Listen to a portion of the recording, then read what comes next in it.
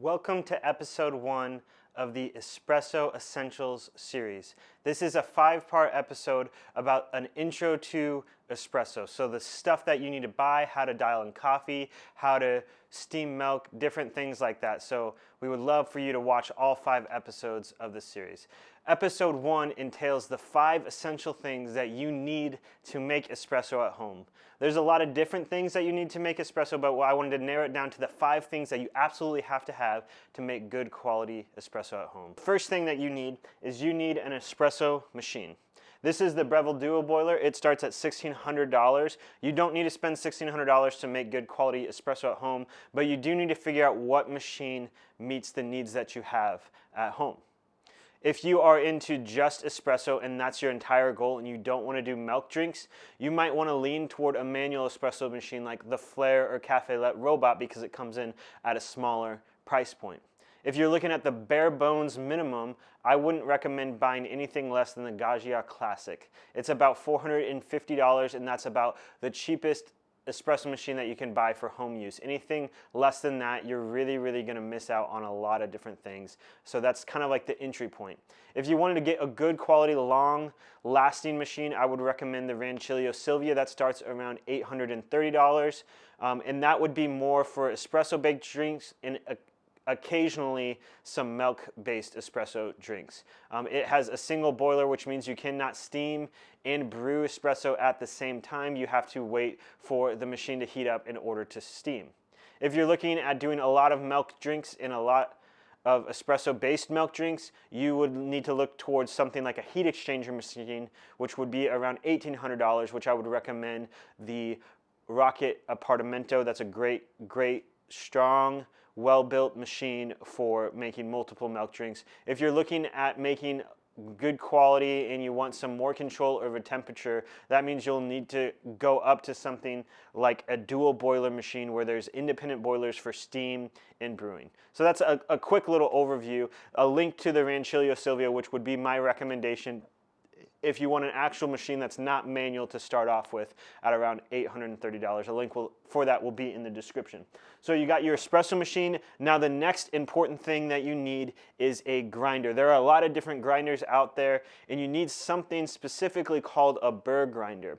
Burr Grinders are known for consistency among the grounds. You don't want grounds that are bigger and smaller than each other. You want them as uniform and as similar as possible in order to well extract your espresso and make the best shot possible. It also needs to have enough adjustments that you can fine-tune things in order for the correct flow and taste to come out of your espresso machine.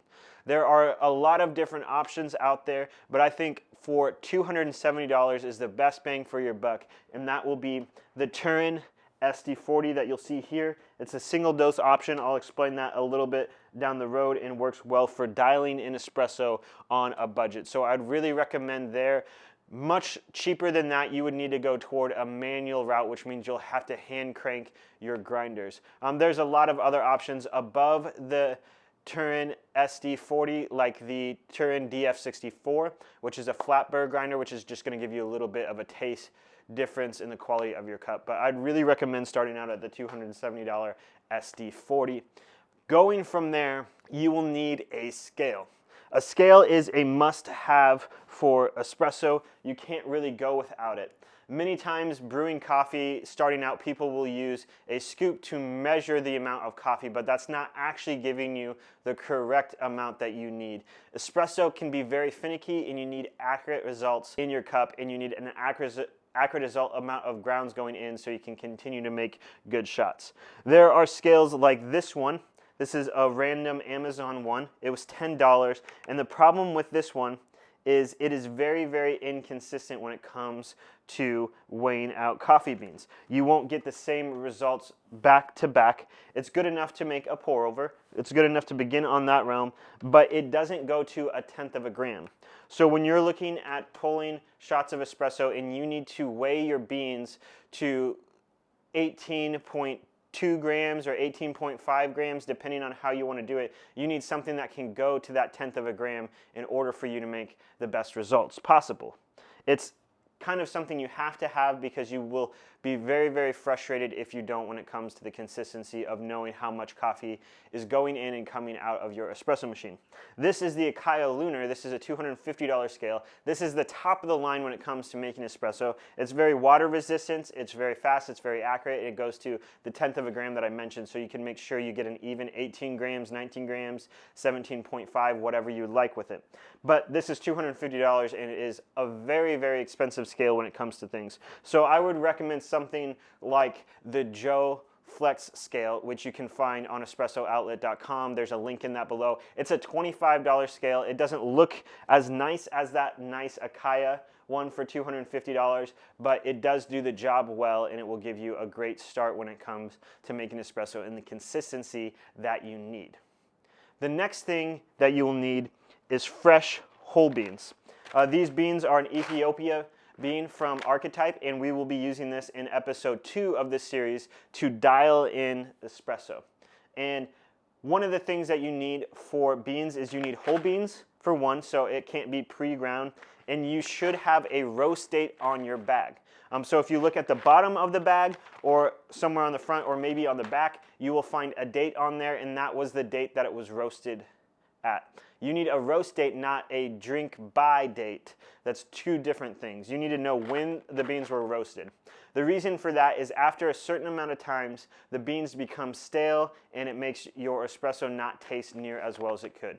Many people aim to get a little bit of foam on top of their espresso. That means it is fresh beans and it's fairly well extracted, and that kind of helps. It's not mandatory for espresso, but it kind of helps figure out if you're in the right track of things. If you don't have fresh beans, you will be missing that thick layer of foam on top of your espresso called crema. So I recommend drinking beans within 4 weeks of the roast date. The prime time would be somewhere in between the 2 to 3 week range of after the beans were roasted. So these beans are currently on day 9, which is a good starting point for brewing them. If you brew it a couple days after roast, it might become a little sour. It won't be the greatest cup, and it needs to sit and degas for a little bit. So fresh whole beans is mandatory for starting your espresso journey. Pre-ground is not going to give you the results. Going into Starbucks and buying a bag there is also probably not going to give you the best results in your cup. Now, before we get to the 5th thing, I would like to take a brief moment to thank our sponsor for the Espresso Essential series. Our sponsor for this series is Espresso Outlet. Espresso Outlet is a company that sells a lot of different gear aimed toward the home brewer and the commercial brewer alike. So you can find a lot of different machines, a lot of different grinders, and all of this has been hand selected and hand thought through well by the owner of the website. There's a lot of grinders that are made available on Espresso Outlet that are nowhere to be purchased anywhere in the US outside of them. So things like the SD Turin are currently exclusive to Espresso Outlet, and they gave a wide variety of price ranges, starting from pretty cheap entry-level ones that are way better than they are based off of what the price says. This one is $270 and compares with grinders that I've tested that are around $750. They also have a wide variety of machines ranging from the Rancilio Silvia at $830 at an entry-level prosumer machine all the way up to the $10,000 Slayer espresso machine for home use. So there's a lot of wide range in it, and I would really recommend using Espresso Outlet to purchase your espresso gear. They've really made customer service great, and they really care about their customer satisfaction and want to do the best to make your espresso life at home a quality cup of coffee. So I would love for you to check them out, and I want to thank them again for sponsoring this series. Now, going on and recapping the first 4 things and leaving it to the most underlooked thing in my opinion. So we have the espresso machine. You need to figure out an espresso machine and purchase one of those in order to make espresso. You need a grinder, a good Burr Grinder, not a cheap one off of Amazon. You really shouldn't go under $200 for an espresso-based grinder on Amazon or anything like that, unless it's a manual grinder. So I'd really recommend this one at $270. It's built well and does a great job of pulling shots. And I'd also recommend purchasing a scale so you can have the consistency in order to diagnose your problems of what you're doing wrong. And then you also need a bag of fresh coffee like the ones that I have from Archetype Coffee. And then lastly, we have one of the most underlooked things, and that is water. If you've gotten this far in the video, I'd really appreciate it if you just go ahead and give a like to this video and subscribe to wait for the rest of the series to come out on this Espresso Essentials series. But water is an often overlooked thing. If you put tap water in your machine, it will eventually scale up and it'll cause problems, and eventually will wear out your very expensive espresso machine, which nobody really probably wants to have. And you need to have good filtered water. So the way that I've always done it is I purchased this little thing called a Brita. A Brita allows you to put a water filter in, fill it up with your tap water, and every 2 months it recommends changing the filter. I do it typically every 45 days, and just to make sure that there's none of these extra minerals or too much hard or softness of the water going into my machine. I've used this for 7 years, and in my water in the Midwest, it works out great, and I've been have no complaints with that for all the machines that I've owned in the past. There's another company called Third Wave Water, which is a packet of minerals that you'd add to distilled water. If you put distilled water in your machine, oftentimes the low water indicator won't notice that you have water in there because there's no minerals that can really attract, and it will eventually end up causing damage to your machine. So you got to make sure you have good filtered water or a reverse osmosis system or something like that in your home. There's some water filters on espressooutlet.com you can look at, or you could do something simple like this Brita, or do something like Third Wave. But you got to make sure you have good water. So to recap, you need an espresso machine, a good grinder, a scale that goes to the 1/10 of a gram, fresh coffee within a few weeks of the roast date on there, and it needs to be whole bean. And then lastly, you need good quality water that is filtered in there.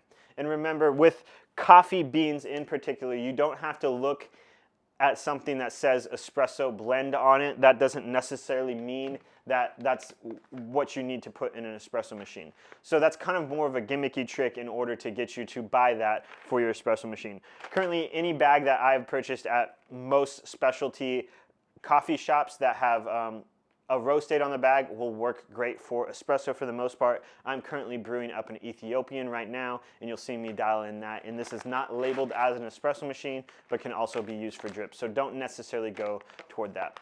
If you found any benefit to this, I would love, again, for you please to like and subscribe. And again, thank you so much to Espresso Outlet and Joe for sponsoring this series. And I look forward to continue this espresso journey with you.